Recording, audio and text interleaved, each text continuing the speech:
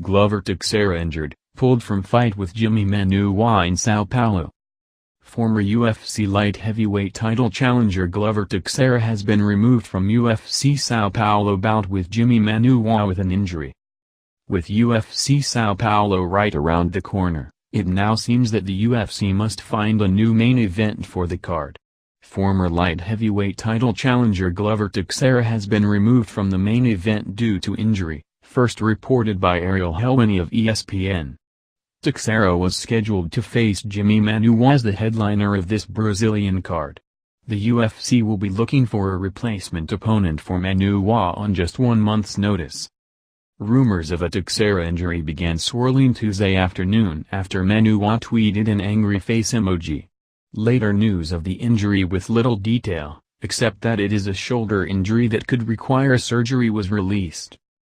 Teixeira, 27, has lost 2 of his last 4 fights, most recently to Corey Anderson at UFC Hamburg.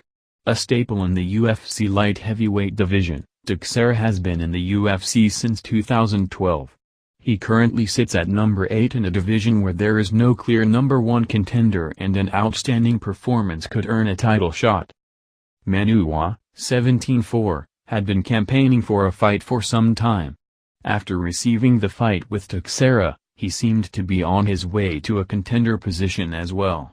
Now, the 38-year-old fighter from England will have to hope the UFC finds him a ranked opponent in time. Manuwa is coming off back-to-back losses to Jan Blachowicz and Volk Nesbimer. There are several top 10 opponents that could realistically step into this fight in Sao Paulo, one of which is Corey Anderson, who was looking for a fight with champion Daniel Cormier.